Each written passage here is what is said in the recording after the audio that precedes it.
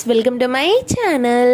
ఈరోజు నేను యమ్మీ హరియాలి చికెన్ కర్రీని ఎలా చేయాలో చూపిస్తాను. మామూలుగా మనం చేసే చికెన్ కర్రీకి ఈ హరియాలి చికెన్ కర్రీకి ప్రాసెస్ అయితే కొంచెం చేంజ్గా ఉంటుందండి. టేస్ట్ అయితే చాలా చాలా బాగుంటుంది. ఖచ్చితంగా మీరు కూడా మీ ఇంట్లో ట్రై చేసి చూడండి. ఫస్ట్ ఆఫ్ ఆల్ ఈ వీడియోని ఎక్కడ కూడా స్కిప్ చేయకుండా ఫస్ట్ నుంచి లాస్ట్ వరకు కంప్లీట్గా చూడండి. అప్పుడే మీకు ప్రాసెస్ అంతా కూడా పర్ఫెక్ట్గా అర్థమవుతుంది. ఓకే, లేట్ చేయకుండా మనం స్టార్ట్ చేసేద్దాం. ముందుగా మనం ఒక మిక్సీ జార్ తీసుకొని ఇందులో 2 మీడియం సైజులో ఉన్న ఆనియన్స్ని ఇలా చిన్న చిన్నగా కట్ చేసి వేసేసుకోండి.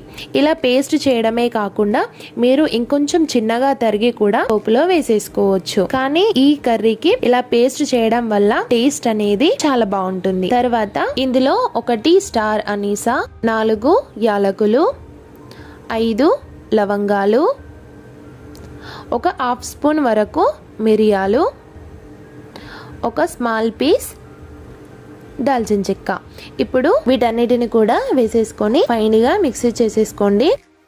చూడండి, ఈ విధంగా మనం ఫైన్గా పేస్ట్ చేసేసుకోవాలి. మనం అన్ని మసాలాలు వేసాం కాబట్టి ఈ ఆనియన్ పేస్ట్ కొంచెం కలర్ కూడా చేంజ్ అవుతుంది. ఇప్పుడు దీన్ని వేరే బౌల్లోకి తీసేసుకోండి. నెక్స్ట్ ఇదే మిక్సీ జార్లో గుప్పెడు పుదీనా ఆకులు, గుప్పెడు కొత్తిమీర ఆకులు, వీటిని కాడలతో సహా తీసేసుకోండి. నెక్స్ట్ ఇందులో 2 కట్ చేసిన పచ్చిమిర్చిలను కూడా వేసేసుకొని ఫైన్ గా మిక్స్ చేసేసుకోండి. చూడండి, ఇక్కడ మనకు గ్రీన్ పేస్ట్ అనేది ఫైన్ గా మిక్స్ అయిపోయింది. ఇప్పుడు దీన్ని మనం సైడ్కి పెట్టుకుందాం. తర్వాత మనం చికెన్ కర్రీకి ఫ్రెష్ గా అల్లం వెల్లుల్లి పేస్ట్ కూడా ప్రిపేర్ చేసుకొని పెట్టుకోవాలి. మీకు ప్రిపేర్ చేసిన అల్లం వెల్లుల్లి పేస్ట్ ఉంటే కనుక అది కూడా యూస్ చేసుకోవచ్చు. నెక్స్ట్ ముందుగా మనం ఇటువంటి ఒక మందపాటి కడాయి తీసుకొని ఇందులో 1/4 కప్పు ఆయిల్ వేసేసుకోవాలి. మనం చేసేది నాన్ వెజ్ కర్రీ కాబట్టి ఇందులో కొంచెం ఆయిల్ ఎక్కువగానే పడుతుంది. నెక్స్ట్ మనం ఇందులో 2 బిర్యానీ ఆకులు వేయాలి. ఈ ఆకులని ఇలాగే వేయకుండా ఇలా చేతితో ఇలా చిన్న చిన్నగా చేసేసుకొని వేసుకోండి. ఇలా వేసుకోవడం వల్ల ఈ ఆకులో ఉన్న ఫ్లేవర్ అంతా కూడా కర్రీకి చక్కగా పడుతుంది. తర్వాత హాఫ్ స్పూన్ షాజీరా. నెక్స్ట్ మనం ముందుగానే మిక్సీ చేసి పెట్టుకున్న ఆనియన్ పేస్ట్ని ఇందులో వేసేసుకోవాలి. ఈ ఆనియన్ పేస్ట్లో ఆల్రెడీ మనకు అన్ని మసాలాలు ఉన్నాయి. మనం ఎక్స్ట్రా మసాలాలు వేయాల్సిన అవసరం లేదు. ఈ ఆనియన్ పేస్ట్ వేసేసుకొని ఒకసారి ఫైన్గా కలుపుకోండి. మనం ఎప్పుడైనా సరే నాన్ వెజ్ కర్రీ చేసేటప్పుడు ఆయిల్ అనేది కొంచెం ఎక్కువగా వేసేసుకోవాలి.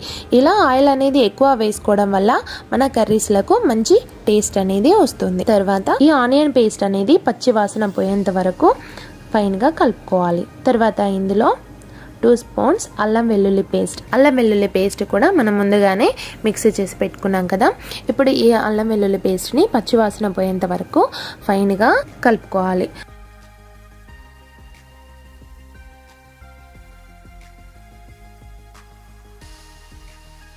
ఈ విధంగా ఫైన్గా వేపుకున్న తర్వాత ఇందులో హాఫ్ స్పూన్ పసుపు వేసేసుకొని ఇలా ఫైన్గా కలుపుకోండి. ఇలా కలిపేసిన తర్వాత ఇందులో మనం నెక్స్ట్ చికెన్ వేసేసుకోవాలి. ఇక్కడ నేను చికెన్ అనేది 1 kg వరకు తీసుకుంటున్నానండి. ఈ చికెన్ని నేను ముందుగానే సాల్ట్ వేసేసి ఒక అర్ధగంట పాటు నానబెట్టుకున్నాను. ఇలా నానబెట్టుకోవడం వల్ల మన చికెన్ అనేది జ్యూసీగా తొందరగా ఉడికిపోతుంది. ఇప్పుడు ఈ చికెన్ని ఇందులో మొత్తం వేసేసుకొని ఒకసారి ఫైన్గా కలుపుకోవాలి. ఇలా కలిపేసుకొని ఈ చికెన్ని మనం ఆయిల్లో ఒక 5 నిమిషాల పాటు వేయించుకోవాలి. ఇప్పుడు మనం మూత పెట్టుకొని ఒక 5 నిమిషాల పాటు కుక్ చేసుకోవాలి. 5 నిమిషాల తర్వాత ఇలా వేయించుకోవడం వల్ల చికెన్ ముక్కకి మసాలాలన్నీ కూడా చక్కగా పడుతుంది. ఇంకొకసారి కలిపేసి ఇందులో 2 టమాటాలని ఇలా చిన్నగా కట్ చేసి వేసేసుకోండి. ఇక్కడ మీరు టమాటాలకి బదులుగా పెరుగు కూడా యాడ్ చేసేసుకోవచ్చు. ఈ విధంగా టమాటాలు వేసేసుకొని ఒకసారి ఫైన్గా కలపండి. కలిపిన తర్వాత ఇందులో 2 స్పూన్స్ కారం వేస్తున్నాను. కారం అనేది కొంచెం ఎక్కువ తినేవాళ్ళు ఎక్కువ వేసేసుకోవచ్చు, తక్కువ తినేవాళ్ళు తక్కువ కూడా వేసేసుకోవచ్చు. మీరు రుచికి తగ్గట్టుగా వేసేసుకోండి. ఇప్పుడు కారం వేసేసుకున్న తర్వాత ఇంకొకసారి ఫైన్ గా కలుపుకొని మనం మూత పెట్టుకొని ఒక 2 నిమిషాల పాటు కుక్ చేసుకోవాలి. 2 నిమిషాల తర్వాత చూడండి, మనకు అప్పుడే చికెన్ అనేది మంచి కలర్ లోకి వచ్చేసింది. నెక్స్ట్ ఇందులో మనం ముందుగానే మిక్సీ చేసి పట్టుకున్న పుదీనా కొత్తిమీర ఆకు మిశ్రమాన్ని ఇందులో వేసేసుకోవాలి. ఇలా వేసేసుకొని నెక్స్ట్ ఇందులో 1/2 స్పూన్ వరకు గరం మసాలా వేసేసుకొని ఒకసారి పైన ఈ విధంగా కలిపేసుకొని ఇంకొకసారి మూత పెట్టుకొని కుక్ చేసుకోవాలి. ఇంకో 2 నిమిషాల పాటు కుక్ చేసిన తర్వాత మూత తీసేసుకొని సన్నగా తరిగిన కొత్తిమీర ఆకుని వేసేసుకొని దించేసుకోవడమే. ముఖ్యంగా గుర్తుంచుకోండి, నేను ఎక్కడ కూడా కర్రీ చేసేటప్పుడు సాల్ట్ అనేది యూస్ చేయలేదండి. ఎందుకంటే నేను ముందుగానే చికెన్ లో సాల్ట్ వేసి ఒక అర్ధగంట పాటు నానబెట్టుకున్నాను కాబట్టి నేను ఎక్కడ కూడా సాల్ట్ అనేది యూస్ చేయలేదు. అలా చూసి మీరు సాల్ట్ అనేది వేసేసుకోండి. చూసారు కదండి, హరియాలి చికెన్ కర్రీ చాలా సింపుల్గా ఈజీగా చేసేసాం కదా.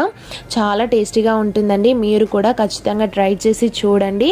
ఈ వీడియో కనుక మీకు నచ్చినట్లయితే లైక్ చేయండి, షేర్ చేయండి. మరిన్ని మంచి వీడియోల కోసం మన ఛానల్ని సబ్స్క్రైబ్ చేసుకోండి. Okay, thank you for watching.